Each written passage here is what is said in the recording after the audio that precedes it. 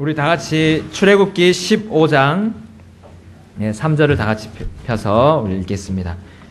다 같이 출애굽기 15장 일어나셨어요? 다시 일어나셔서 15장 3절. 출애굽기 15장 3절 우리 한 목소리로 다 같이 읽겠습니다.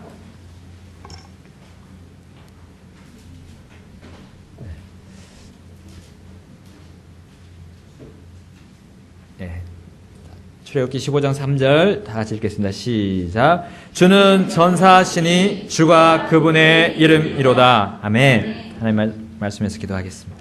하나님, 저희들에게 항상 승리를 가져다 주시는 위대하신 또 강력하신 전능하시고 전지하신 우리 하나님 아버지, 이 시간을 통해서 감사드립니다. 하나님의 말씀, 이 능력 있고 이 세상의 어떤 지혜도 이길 수 없는 주님의 말씀, 이 말씀을 저에게 주셨사오니 이 시간 저희들 마음을 열고 주님께 모든 것을 내려놓고 하나님의 말씀을 겸손하게 받고 또 주님이 원하시는 그 올바른 것들, 또 하지 말아야 할 것들을 발견하고 결심하는 시간이 되도록 도와주시옵소서. 하나님께서 저희들 가운데 계시오니 주님께서 올바른 길로 인도해 주시옵소서. 예수님 이름으로 기도드렸습니다. 아멘. 앉아주시겠습니다. 우리 주 하나님은 오늘 본문에 그분의 주가 그분의 이름이라고 그랬는데요. 그 주님의 그 이름은 특별히 전사라고 하셨습니다. 여러분, 우리 전사라고 부를 수 있는 것은 우리 특별히 전쟁에서 우리 이렇게 부를 수가 있습니다. 어떤 한 장군들을 보통 우리 장군들을 전사라고 합니다. 왜냐하면 그 장군들은 다른 졸개들하고 비교가 됩니다. 보통 이제 큰 칼을 우리 가지고 장군들은 나가서 싸웁니다. 우리 역사상 잘 아시는 이순신 장군, 몇 척, 9척인가 몇 척, 그 칼을 들고 나갔다고 합니다. 그거에 들 수가 없어요. 일반 병사들은 도저히 들 수 없는 거를 들고 나가서 적군들 맞서 싸웁니다. 적장을 맞서 싸웁니다. 여러분, 하나님은 우리의 선한 목자시고 우리를 잘 돌보시고 우리를 인도해 주시는 분이지만 한편으로는 전사시라고 말씀하고 있습니다. 여러분, 우리의 인생길은 하나의 전장입니다. 전장입니다. 계속해서 우리는 적군과 맞서 싸워야 합니다. 그때 도저히 우리 힘으로는 이길 수 없는 존재들이 너무나 많이 있습니다. 주님은 우리의 전사십니다. 주님의 그 힘이 얼마나 강력한지 오늘 출애굽기를 통해서 보고 그분이 왜 전사라고 불릴 수 있는지, 우리의 대장이라고 부를 수 있는지 우리는 살펴볼 수가 있겠습니다. 주님의 손의 권능이 그 이스라엘을 속박의 땅에서 데리고 나오셨기 때문에 그분은, 우리 주님은 전사십니다. 우리 출애굽기 13장 3절을 보겠습니다. 출애굽기 13장 3절. 모세가 백성에게 이르되 이 날을 기억하라. 너희가 이 날에 이집트 곧 속박의 집에서 나왔나니 주께서 손의 권능으로 너희를 이곳에서 데리고 나오셨느니라. 누룩 있는 빵을 먹지 말라. 여러분, 또 13장 9절을 보겠습니다. 그것을 너를 위해 내 손 위에 표적과 내 눈 사이에 기념물로 삼고 주의 율법이 내 입에 있게 하라. 주께서 강한 손으로 너를 이집트에서 데리고 나오셨나니. 아멘. 14절 보겠습니다. 이후에 내 아들이 내게 물어 이르되 이것이 무엇이니까 하거든 너는 그에게 이르기를 주께서 손의 권능으로 우리를 이집트 곧 속박의 집에서 데리고 나오셨느니라. 아멘. 16절 말씀 또 보겠습니다. 너는 그것을 내 손 위에 표와 내 눈 사이에 표로 삼으라. 주께서 손의 권능으로 우리를 이집트에서 데리고 나오셨느니라 할지니라. 아멘. 이스라엘은 430년 동안 노예 생활을 살았습니다. 여러분, 우리나라는 38년인가요? 일제 그런 노예 생활을 살았습니다. 근데 그것보다 더 많은 시간 동안 이스라엘은 종으로서 끊임없는 노역과 대를 걸쳐서 고역과 고생과 수고를 감수해야 했어요. 벽돌을 구워서 날랐고요. 큰 돌들을 깎아서 나르고 계속 쌓아 나갔고요. 여러 가지 건축물들을 만들게 되었습니다. 힘든 일 속에서 또 채찍에 맞고요. 험한 꼴들을 대대로 당해왔습니다. 여러분 얼마나 힘들었을까요? 얼마나. 그래서 그들이 하나님을 부르짖기 시작했습니다. 하나님 약속을 해주신 그 조상들에게 해주신 그 약속을 기억하면서 하나님께 부르짖기 시작했습니다. 하나님께서 약속하신 그 약속의 땅을 우리를 건져내서 우리를 그쪽으로 인도해 주십시오 하고 그들이 부르짖기 시작했습니다. 그러나 속박의 땅이라고 하는 이 이집트의 그 왕 파라오는 얼마나 그 이스라엘 백성들을 내주지 않으려고 애썼는지 우리는 너무나 잘 알고 있습니다. 여러분 하나님께서 그게 얼마나 그 이집트 파라오가 얼마나 끈질긴지 얼마나 강력하고 그 마음이 얼마나 완악한지 9가지의 재앙을 통해서 보여주셨습니다. 여러분 첫 번째 재앙이 뭡니까? 강물이 피로 변했습니다. 여러분 진짜 피로 변했습니다. 진짜 피. 가짜 피가 아닙니다. 피가 무슨 냄새를 냅니까? 비린내를 냅니다. 이집트 사람들은 물을 마시려는데 구역질이 나오기 시작합니다. 물을 마실 수가 없어요. 정수해서 먹어야 됩니다. 마셔야 됩니다. 보내주지 않았어요. 그래도 파라오는. 그 다음에 뭐가 있었습니까? 개구리가 있었나? 개구리가 창궐해서요. 모든 집안에 이집트의 모든 각 가정에 넘쳐났습니다. 여기 다 개구리로 가득한 상황을 여러분 상상해 보십시오. 개구리에서 뭐가 나옵니까? 배설물이 나올 거 아니에요. 그게 막 깔려 있으면 냄새가, 그리고 음식에도 막 뛰어들어오고요. 도저히 생활할 수 없을 정도로 그렇게 많은 수의, 엄청난 수의 개구리가 나왔어. 하나님이 그것을 보냈습니다. 그런데도 파라오는 내보내주지 않았습니다. 또 뭐가 있었습니까? 이가 있습니다. 여러분 지금은 이가 많이 없어졌지만 옛날에 이가 있었잖아요. 우리 머리에 피를 빠는 이가 가축들과 사람들에게 막 들어가서 괴롭히기 시작했습니다. 그래도 내보내주지 않았습니다. 또 파리가, 엄청난 파리 때가 들어왔습니다. 제가 군 시절에 파리를 잡는다고 이렇게 했었어요. 파리채 들고 다니면서. 근데 그 섬이었어요. 섬. 전라남도 저기 목포 옆에 섬 매화도라고요. 11월 달인데 얼마나 파리들이 많이 들어오는지 문만 조금만 열어놔도 파리들이 들어와요. 잡는데 끊임없습니다. 계속 들어옵니다. 근데 그것보다 더 많은 파리떼들이 여러분 이집트 집마다 가득했습니다. 그래서 심지어 땅이 부패되기까지 했습니다. 땅이 부패됐어요. 땅이 쓸데없는 땅이 돼버렸습니다. 거기서 나오는 식물들이 부패돼요. 그러면 그걸 먹는 짐승들이 다 부패됩니다. 만약에 하나님이 그 재앙을 멈추지 않았다면 몇 달 되지도 않아서 사람들도 다 죽었을 것입니다. 여러분 가축들에게 병이 생겼습니다. 모든 가축들이 병이 생겨서 죽고 말았습니다. 하나님께서 주신 그 소유물들을 하나님께서 가져가기 시작했습니다. 이집트의 소유물들을. 또 사람과 짐승에게 종기가 생겼습니다. 피부병들이 생겨서 쓰리고 아프고 시작했습니다. 하나님이 주신 건강을 하나님이 다시 빼앗아가기 시작했습니다. 여러분 우박이 떨어지는데요. 불 섞인 우박이 떨어집니다. 불이 섞인 우박이 떨어져서 풀과 채소와 모든 나무들에 떨어져서 그 나무들을 다 꺾어버리고 불태워버리기 시작했습니다. 사람들의 소유물과 이제 그 나무들과 채소가 없어지면, 풀들이 없어지면 산소가 나오지 않습니다.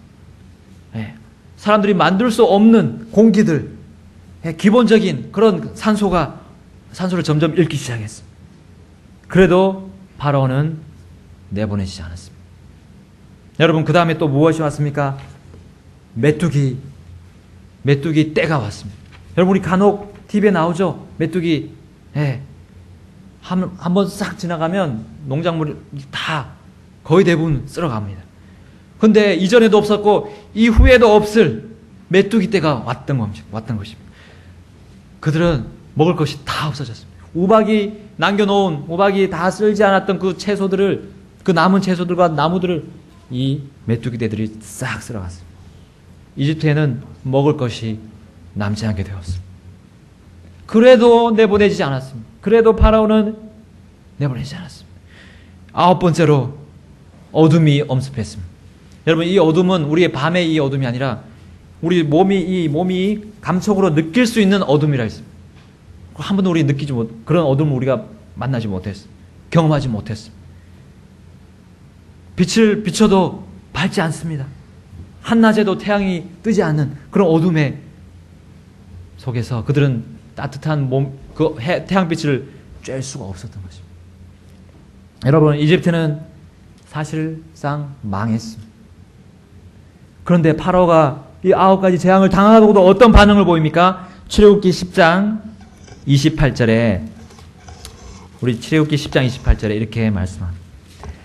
파라오가 그에게 이르되, 여기 파라오가 모세에게 이릅니다. 너는 나를 떠나고 스스로 조심하여 다시는 내 얼굴을 보지 말라. 내가 내 얼굴을 보는 날에 죽으리라. 여러분, 파라오가 얼마나 완고하고 끈질기며 흔들리지 않습니까? 하나님의 이 재앙을 보고도 자기 나라가 다 망해가는데도 보내지 않아요. 이스라엘을 옥죄고 결코 그 속박에서 풀어주지 않았습니다. 이집트가 거의 망했는데도요, 양보하지 않는 그 강팍한 마음을 한번 보십시오. 여러분, 그러나 하나님은 오래 참으시고 선하셔서 그 9가지 재앙을 통해 그걸 내려놓도록, 그 강팍한 마음을 내려놓도록 보여주셨습니다. 그리고 9가지 재앙을 통해서 모든 것을 하나님이 주시고 모든 것을 순식간에 가져가실 수 있는 분이라는 것을 하나님이 보여주셨습니다. 하나님은 우리를, 그렇지만 이스라엘 백성에게는 하나도 피해를 주지 않도록 하나님은 막으셨습니다. 하나님은 강한 전사하셨습니다. 하나님을 대항해서 어떤 대적도 이길 수 없습니다. 하나님은 마지막 재앙을 내리셨습니다.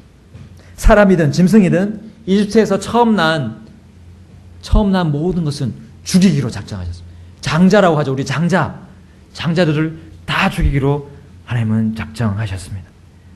여러분, 이 재앙은 이집트 안에 어떤 가정도 죽지 않는 일이 없다는 것을 말합니다.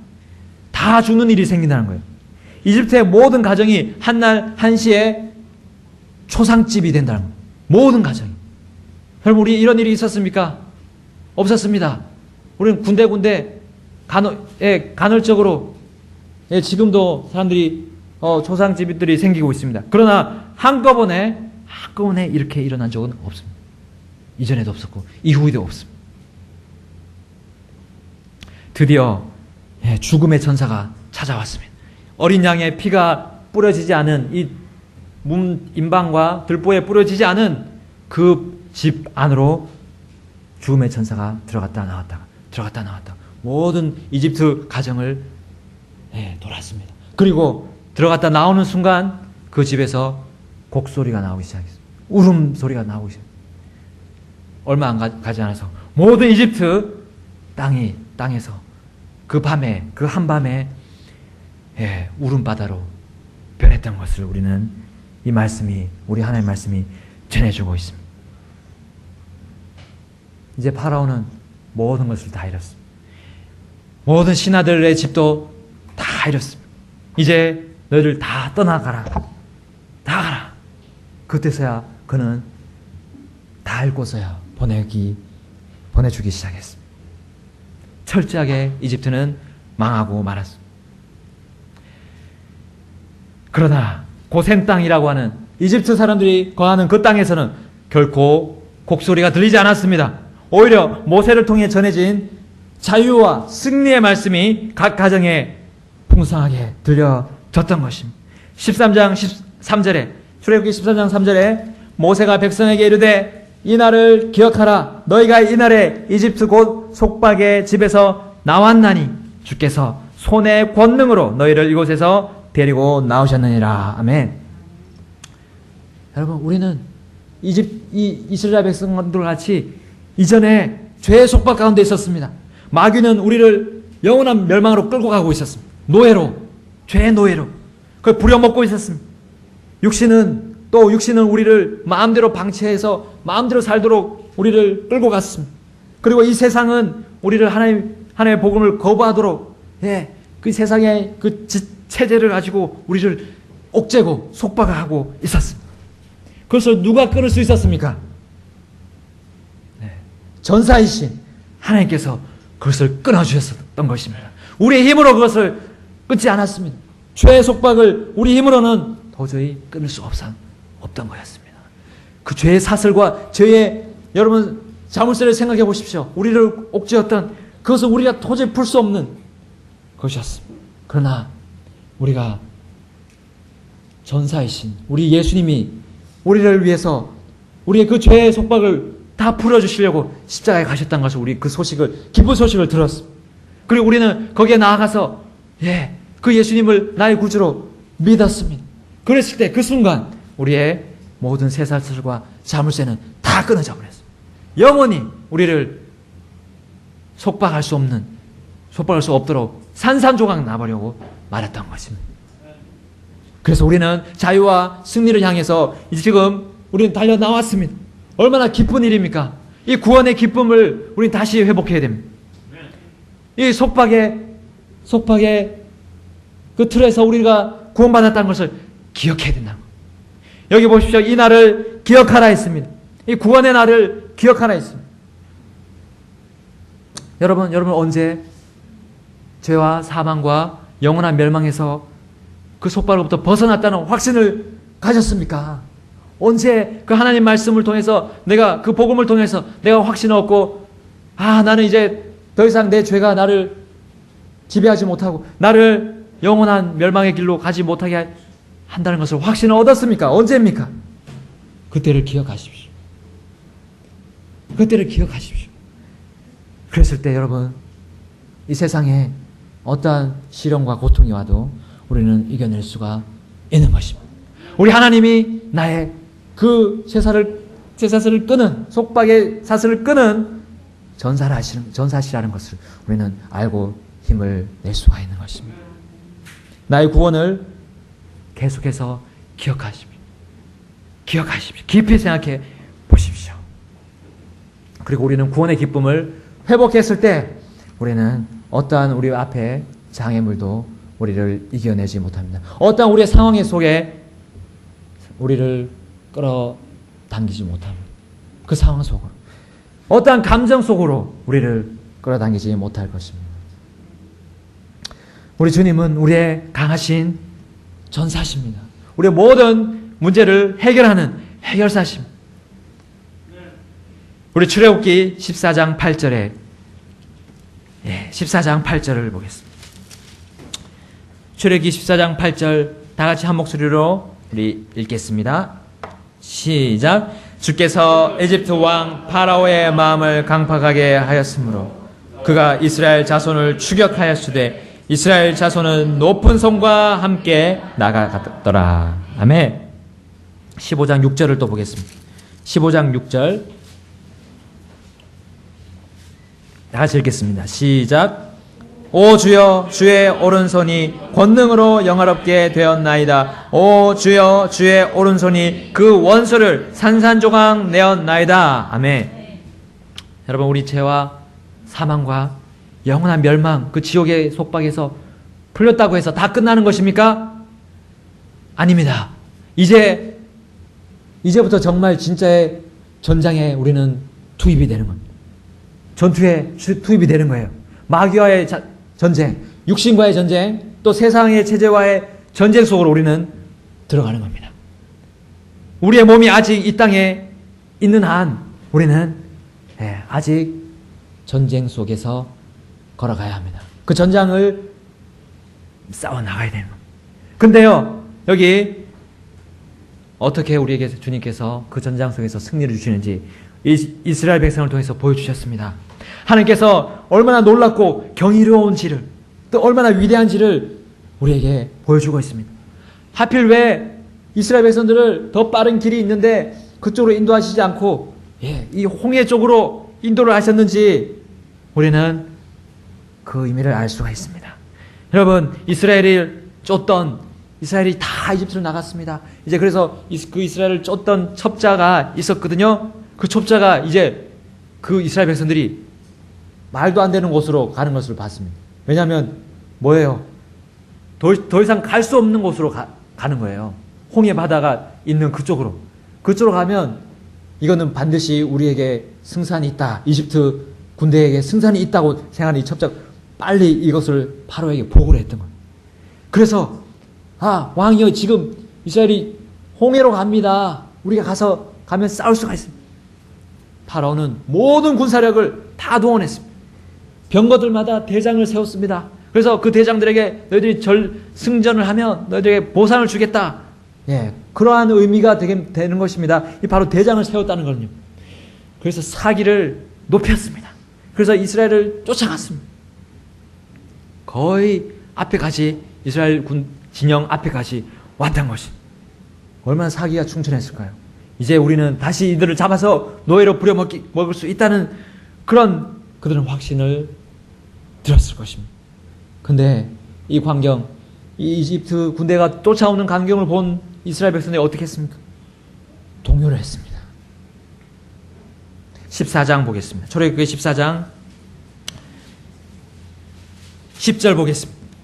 파라오가 가까이 왔을 때 이스라엘 자손이 눈을 드니 보라, 이집트 사람들이 자기들의 뒤를 따라 행진하더라. 이에 이스라엘 자손이 심히 두려워하여 주께 부르짖었으며 그들이 또 모세에게 이르되 이집트에 무덤이 없어서 당신이 우리를 데리고 나와 광야에서 죽게 하는가? 어찌하여 당신이 우리를 이집트에서 끌고 나와 이같이 우리를 대하느냐? 우리가 이집트에서 당신에게 고한 말이 이것이 아니더냐? 이르기를 우리를 내버려 두라. 우리가 이집트 사람들을 섬기리라 하였노라. 우리가 이집트 사람들을 섬기는 것이 광야에서 죽는 것보다 나았으리라 하니라.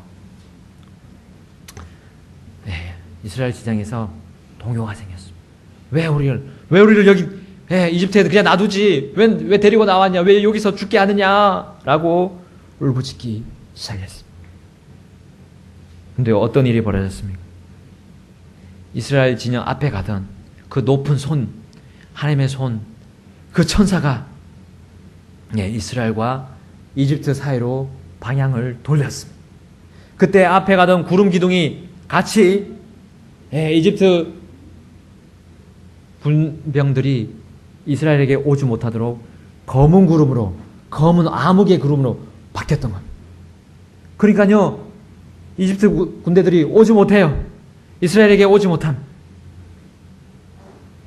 모세가 그 백성들에게 말합니다. 13절에 모세가 백성에게 이르되 너희는 두려워하지 말고 가만히 서서 오늘 주께서 너희에게 보여주실 그분의 구원을 보라. 다시는 너희가 오늘 본 이집트 사람들을 영원히 또 보지 아니하리라. 아멘. 여러분, 그 홍해는 붉은색을 띠었습니다. 붉은색, 꼭 피와 같은 그런 붉은색을 띠고 넘실거리고 있었습니다. 그러나 그것은 이스라엘의 패망이 아니라 바로 이집트 군대의 패망을 의미했습니다. 하나님의 권능의 손이 들려졌습니다. 모세가 그의 지팡이를 들었습니다. 그랬을 때 동풍이 불기 시작했는데요. 얼마나 강한 동풍이냐면요, 그 바닷물을 반으로 나눠서 벽을 쌓게 하는, 그리고 바다의 땅이 드러나는 강한 동풍이 불었습니다. 와, 이집트 사람들 그걸 목격했어요. 이스라엘 백성들은 그것을 목격했습니다. 이스라엘 백성들은 크게 소리를 지르면서 이제 앞으로 이동하기 시작했습니다. 이집트 군대는 오지 못합니다. 그 암흑의 구름으로 인해서 한 발자국도 전진하지 못했지만 이스라엘 백성들은 이제 홍해를 건너기 시작했습니다. 마른 땅을 밟으면서 홍해를 건너기 시작했습니다. 다 건넜을 때, 밤새도록 해서 다 건넜을 때 이제 그 암흑의 구름이 벗겨졌습니다. 이집트 군대들이 이제 그쪽으로 들어오기 시작합니다. 홍해 그 마른 땅으로 또 오기 시작합니다.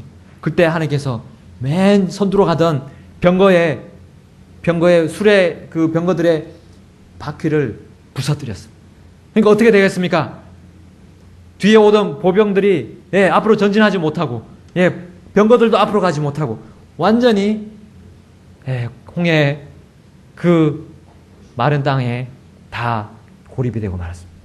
이제 하나님은 모세의 지팡이를 또 들게 했습니다. 그랬을 때 홍해가 원래의 모습으로 회복되기 시작했습니다. 모든 이집트 군대가 완전히 파멸되고 말았습니다. 완전히 패배하고 완전히 다 수장되고 말았습니다.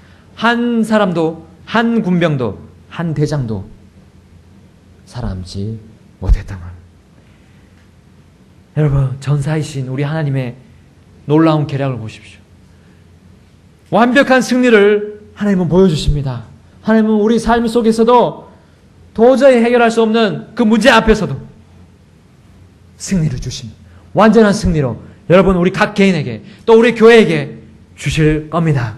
우리는 하나님의 그 강한 손, 그 높은 손, 이 세상의 어떤 지혜, 어떤 사람들의 그 높은 손보다, 그 지위의 높은 지위보다도 더 높은 곳에 있는 그 하나님의 손을 우리는 의지해야 될 것입니다.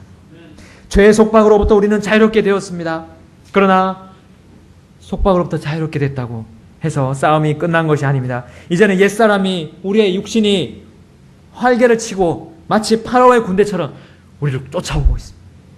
우리를 패배시키려고 또 쫓아오고 있습니다. 마귀가 얼마나 악랄하게 믿는 자들을 넘어뜨리게 하려는지. 여러분 보십시오. 우리에게 가진 나쁜 생각들을 우리에게 주고 있습니다. 나쁜 상황들을 우리에게 펼쳐놓고 있습니다. 그러면서 하나님을 섬기지 못하도록 우리를 넘어뜨리려고 하고 있습니다. 여러분, 세상 체제는 어떻습니까? 세상의 자기의 스타일로, 세상의 그런 스타일로 우리를 만들기 위해서 마치 이집트 군대처럼 함성을 지르며 우리를 두렵게 하고 압박하고 있습니다. 이 육신이 얼마나 강한지요. 이 파라오의 모습을 통해서 우리의 육신의 모습을 보여주고 있습니다. 이 파라오의 그 주도면밀하고 끈기 있는 그 강팍한 마음이 바로 우리의 육신, 우리 옛사람의 마음. 이 세상의 체제의 모습이 바로 그 파라오의 마음입니다. 하나님을 거부하고 하나님을 대적하고 우리를 끝까지 붙잡아 놓으려는, 죄에 굴복시키려는 그 모습을 우리는 대하고 있습니다. 우리는 그 모습, 그 세상과 마귀와 육신과 지금 싸우고 있습니다. 우리는 누구를 의지해야 되겠습니까? 나의 힘을 의지해야 되겠습니까? 나의 지식과 나의 모든 경험을 의지해야 되겠습니까? 아닙니다. 우리는 가만히 서서 하나님이 하시는 것을 그냥 바라보고 거기에 주님께 우리는 더 가까이 나아가야 될 뿐입니다. 우리 그분 하나님께, 우리의 전사이신, 우리의 대장이신 분께 우리는 무릎을 꿇어야 할 것입니다. 여러분, 우리의 시선이 어디를 향하고 있습니까? 우리의 앞에 놓여있는 부정적인 상황에 놓여 있습니까? 아니면 내 마음속에서 자꾸 나오고 있는 그 부정적인 감정에 머물러 있습니까? 우리 거기서 시선을 돌려서요, 우리 저기 앞에 가시는 예수님, 우리 이 세상의 모든 전쟁에서 승리하신 우리 예수님을 바라봐야 될 줄로 믿습니다. 요한복음 16장 33절을 보겠습니다. 요한복음 16장 33절을 보겠습니다. 요한복음 16장 33절입니다.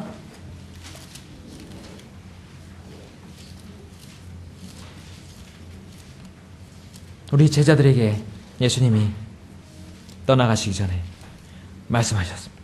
16장 33절 한 목소리로 읽겠습니다. 시작. 너희에게 이 일들을 말한 것은 너희가 내 안에서 평안을 누리게 하려 함이니라. 세상에서는 너희가 환난을 당할 터이나 기운을 내라. 내가 세상을 이겨노라 하시니라. 아멘. 제자들에게 예수님께서 이제 떠나가시면서 그들이 두려워할 것을 아시고, 그들이 힘들어할 것을 아시고, 불안할 것을 아시고 말씀하셨습니다. 내가 세상을 이겼다. 이미 이겼다. 그러니까 나를 바라보고 내가 다시 오실 것을, 내가 다시 올 걸 너희들이 믿고 사모하면서 나를 따라오라 하셨습니다. 빌립보서 4장 13절에 나를 강하게 하시는 그리스도를 통해 내가 모든 것을 할 수 있느니라. 아멘. 예수 그리스도께서 하신 그 승리를 우리도 얻을 수가 있습니다. 제자들은 그렇게 해서 세상 끝까지 복음을 전하고 자기의 생명을 하찮은 걸로 생각하고 예수님을 따라서 세상 끝까지 갔었습니다. 왜냐하면 예수님께서 약속하셨습니다. 마태복음 28장 20절 세상의 끝까지 내가 항상 너희와 함께 있느니라 라고 약속하셨습니다.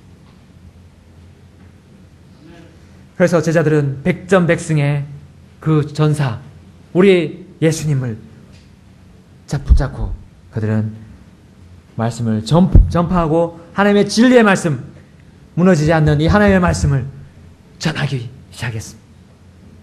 우리 앞에 어떤 문제가 일어나고 있습니다. 여러분, 그 현장에 나만 있는 것이 아닙니다. 나만 있는 것이 아닙니다. 누가 계신다고 약속하셨죠? 예수님께서 항상 너희와 함께 있는, 우리가 화장실 갈 때나 잠자리에 들 때나 공부할 때나 학교에 갈 때나 친구들과 놀 때나 또 친구들과 나쁜 좋지 않은 감정으로 싸울 때나 거기에 예수님이 계신다는 거예요. 거기서 우리를 도우시고 우리가 가야 할 방향을 가져주시고 우리를 싸매주시고 우리를 인도하시고 우리를 떠받쳐 주고 계십니다. 우리 예수님, 그분이 우리를 그렇게 해주고 계십니다. 이스라엘 백성을 구해주셨듯이, 속박에서 구해주셨듯이, 그리고 승리를 주셨듯이 예수님이 우리를 그렇게 하고 계십니다. 베드로전서 5장 10절을 보고 마치겠습니다. 베드로전서 5장 10절 보겠습니다. 베드로전서 5장 10절입니다.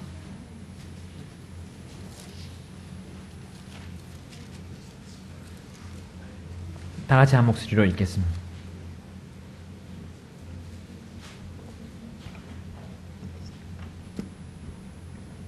시작. 그러나 모든 은혜의 하나님 곧 그리스도 예수님을 통해 우리를 부르사 자신의 영원한 영광에 이르게 하신 분께서 너희가 잠시 고난을 받은 뒤에 너희를 완전하게 하시고 굳건하게 하시며 강하게 하시고 정착시키시리니. 아멘.